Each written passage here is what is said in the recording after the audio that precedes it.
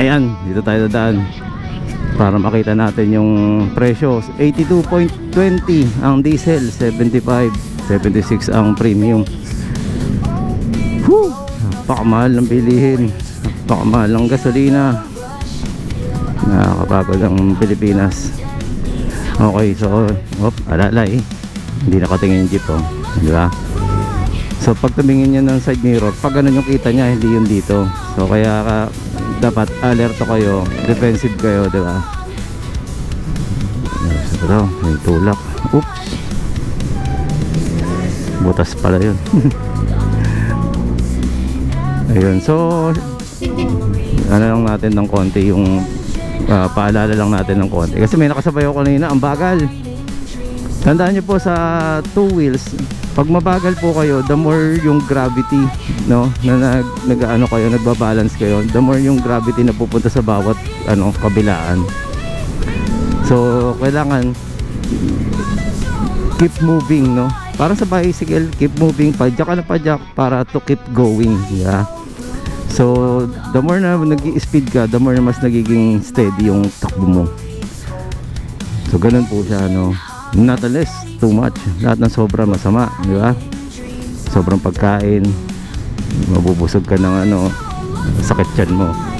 Pag sobrang bilis mo at di ka marunong mag-control lahat ng proper science, di ba? So yun, iba kasi alam, stop and go, okay, so ganun, di ba? Okay, so may di ko sure guys, kasi sabi nila yung mileage nung or kilometer dun sa mga pinuntahan natin ay mas mababa. Okay lang ako. Sa akin naman, the goal is to get there nang walang aberya. So wala ko na troubleshoot, di ba? So walang nangyaring sagabal ba. So yun ang magandang kwento ron. Pero kung masyado yung halong katin na hindi kaya yan, hindi, hanggang dito lang yan, okay lang yan po. Hindi ko po problema yun eh. Ang akin naman po kasi, hindi nyo po kailangan isagad ang electric motorcycle, lalo ng battery. Yung motor po ninyo, lagi nyo naman kinukumpara, di sabihin natin overtake lang tayo. So sasabihin ninyo, ang motor po ng may tangke po siya, di ba? Mauubos at mauubos po talaga yan. Ang parehas po ng 150cc, hindi po parehas ng nararating. Tama po ba? Dahil magkaiba po silang tangke, magkaiba po sila ng consume, di ba? So magkakaiba po talaga yan. So dito pinapakita lang po natin na more or less, no? More or less, hindi eksakto. Aba, kahit po yung mga lumabas na electric car, depende pa rin po yan sa situation nyo sa kalsada. Kagaya ng sitwasyon na yun. Kung kayo po ay stop and go, malakas din po yun. Ang gasolina malakas sa stop and go. Bakit? Bomba ka ng bomba eh. Preno, bomba, preno, di ba? So yun yung nangyayari dun sa traffic. Pero pagka tuloy-tuloy ka, mas matipid yan.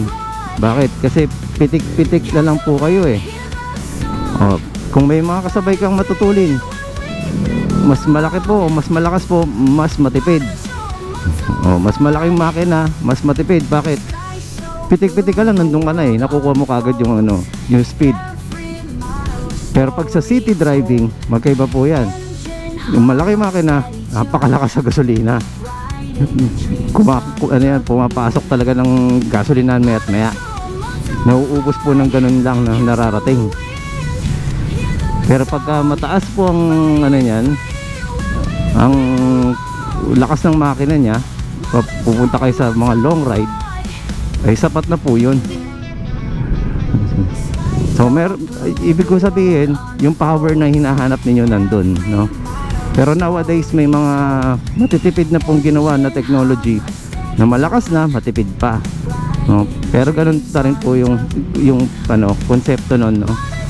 So the more na lumalakas ang makina mo, mas mabilis mo nararating kasi mabilis pitik-pitik ka eh.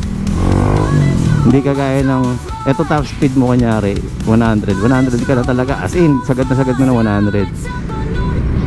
Pag binitawan mo ang bilis bumaba sa 60, so tatapakan mo ulit siya, so sagad ka ulit nun. So ibig sabihin yun, pasok yung gasolina. Hindi kagaya ng malaking pitik-pitik. Yun, naalala ko si Kagawad Glenn dito sa Ducati, ano pa tawag dito, Javel tawag na. Muga-uga pala yung yan. Kasabay tayong Ducati. Tuntua sila na nakita ng Ducati. Javel, shout out sa'yo. Ang ganda ng helmet mo, napakagaang X-Lite na carbon fiber. Ayun, going back. So para sa akin naman itong natin, gagaya nito, lalakas ka rin sa battery kung lagi ka nakatodo, lagi ka nakabaon. Pero kung mahaba ang pasensya mo, kayang kaya po talaga niya ma-reach yung ganong kilometer. Para sa akin lang po to kung i-sponsoran nyo ko ng Speed 1 all the way yan, sponsoran nyo ako ng pampahaba ng pasensya. So yun, hindi naman kasi ako para magpatunay lagi ng mga bagay-bagay. Tayo po ay nag-enjoy lang po na nagra-ride tayo ng personal nating ginagamit. So personal ko lang po ito. So mapapansin nyo po dun lang tayo sa tamang, kung ano yung nakikita ninyo, what you see is what you get. Okay, nakikita nyo naman po, wala naman tayong pa intro, wala naman tayong pampadagdag ng ads, di ba? So yun lang po muna ang ating So kung sakali pong may mga po kayo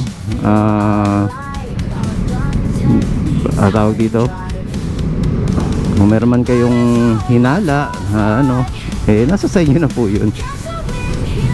Ang goal ko lang naman po doon nakarating. Yun lang naman ang pinapakita natin doon.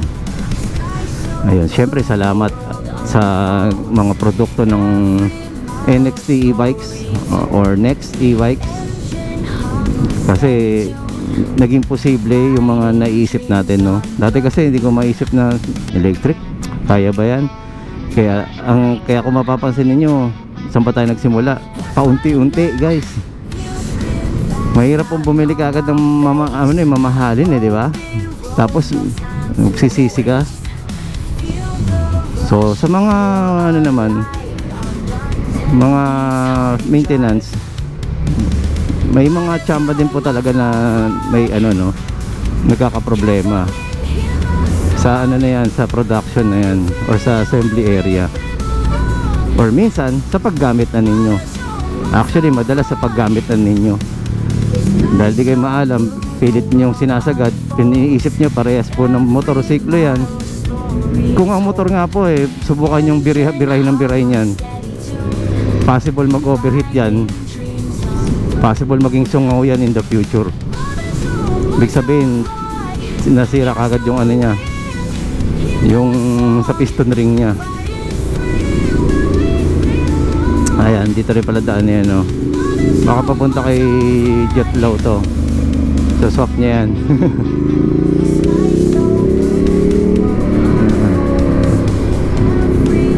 Hindi rin pala masyado nakayuko ang Javel, o malaking tao lang din siya kasi mahaba yan yung sinakyan ko. Anyways, na lang, nandito na pala tayo sa ating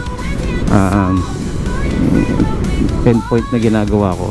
Okay, so dito na lang po at maraming salamat po ulit sa mga patuloy po nanonood at nakakapulot. Sa lahat po ng pinapanood nyo, pulutin nyo lang po yung positibo, kung meron po mga negative na nababanggit, isang tabi nyo na po yun. Nare-remind lang tayo doon. Okay, so yun lang po tayo. Let's move forward. Maraming salamat po. So, okay. Once again, Marvin Chua Motovlog po. Maraming salamat po. Salamat din po sa mga nag-subscribe. Subscribe, okay. Bulol pa, no? Ayos naman.